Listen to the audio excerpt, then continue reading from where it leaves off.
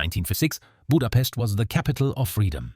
Today, decades later, Viktor Orbán calls the Hungarian capital the capital of peace.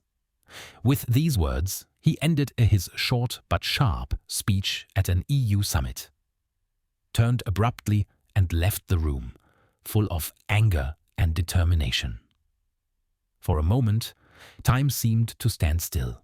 24 heads of state and government sat paralyzed, each of them gripped by shock and surprise. Only half an hour earlier, the atmosphere had been completely relaxed. Smiles, polite conversations, hands being shaken. And Viktor Orbán was nowhere to be seen. The official announcements had only stated that he would be late. The bureaucrats, who felt so secure in Brussels, quietly grinned to themselves. After all, the biggest troublemaker was absent. No one could block anything.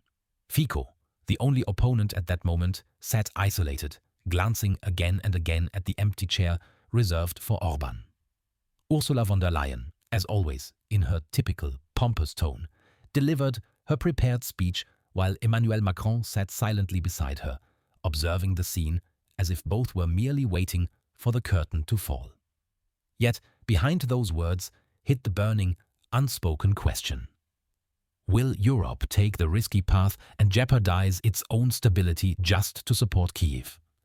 Will the continent blindly plunge into another crisis, using drones, frozen assets, and blocked energy sources as tools to sustain a country far removed from all European concerns?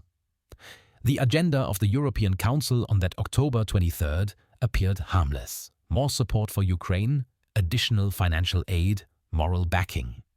Old promises of unity were repeated, but appearances were deceiving. It wasn't just about new funds, but about billions that would bind Europe to the Ukrainian economy in the long term. No one could say exactly where the money would come from or how it would ultimately be used. The message was clear. Europe must support Ukraine, regardless of political cost. Translated: the opinion of citizens, whether in Germany, France, Hungary, or the Netherlands, didn't matter. Then came the defense issues, the Readiness 2030 initiative. Drone defense systems, joint procurements, unified budgets. The plan for a continental army, whose official name was still missing. And finally, the climax of the meeting, the 19th sanctions package against Russia, including the seizure of 140 billion euros in frozen Russian assets for the benefit of Ukraine. At the center of it all stood Ursula von der Leyen, smiling like a general in designer shoes, proudly declaring, "The EU member states have approved our 19th sanctions package against Russia. For the first time, we are targeting the Russian gas sector. Europe and its partners will continue to exert pressure on Russia and stand with Ukraine for as long as necessary." The emphasis was on "for as long as necessary." It didn't matter that the citizens of Europe were already calling for peace. Beside von der Leyen sat Antonio Costa, the loyal host, while Friedrich Merz nodded silently. A quiet nod that signaled agreement. And then, at that very moment, when everything felt like an old, predictable film, Viktor Orbán entered the room, directly from Budapest, where thousands had marched in the streets for peace. Orbán looked at those present, Zelensky, von der Leyen, Merz, and spoke clear, unmistakable words.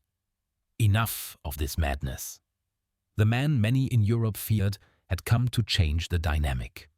Orbán had warned from the start. This was not another aid package, not another round of sanctions. It was something far more dangerous, a decision that would directly tie the entire European economy to Kyiv's survival. By signing this plan, Europe was crossing the line between sponsoring a conflict and active participation in war. Orbán explained it with unmistakable clarity. Europe had drawn itself too deeply into this conflict. Its own measures had even pushed Ukraine to take certain steps. Not long ago, they had tried to block the peace efforts of the American president by dramatizing the threat from Russia. Back in Budapest, at the Peace March, his tone was passionate, patriotic. His voice echoed through the streets. Yes to the European Union, no to Brussels.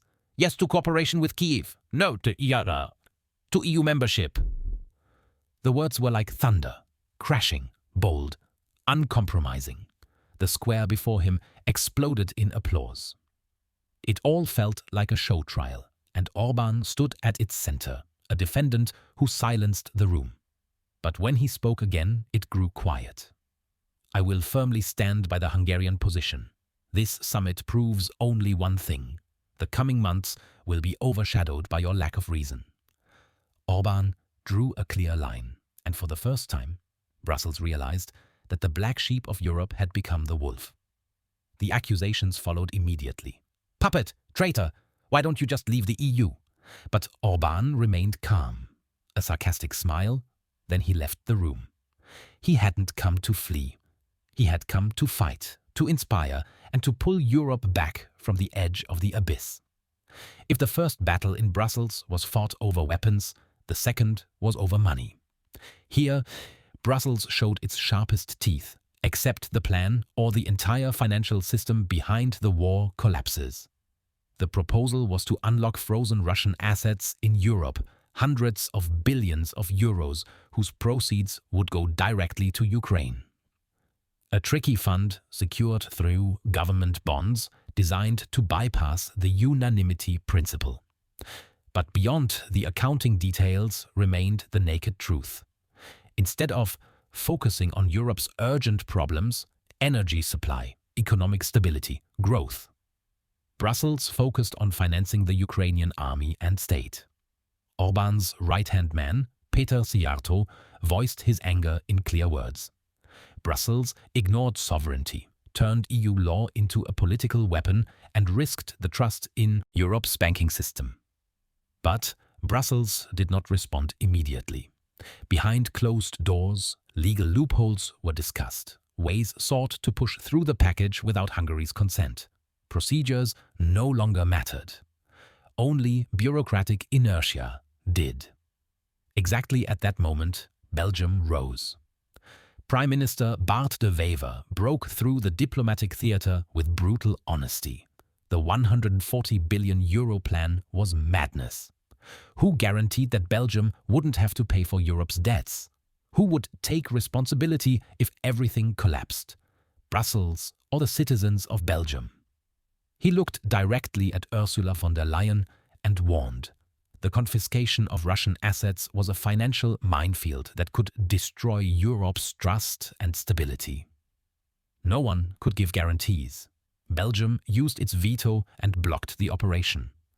The originally planned lending document was watered down, replaced with vague promises of future options. Ursula von der Leyen was furious. The summit that was meant to show unity ended in an absurd image. Belgium sided with Hungary and won. A small country had outsmarted the powerful bureaucracy of Europe. Coming from the Budapest Peace March, Orban had opened two fronts within hours. Rebellion in the east, doubt in the west. Few leaders could trigger such an earthquake simply by saying no. His chair remained empty, but his words echoed louder than ever. In 1956, Budapest was the capital of freedom. Today, it is the capital of peace. If you enjoyed this analysis, subscribe to the channel and turn on notifications. Your support helps independent journalism survive. Stay alert, stay curious, and take care of yourselves.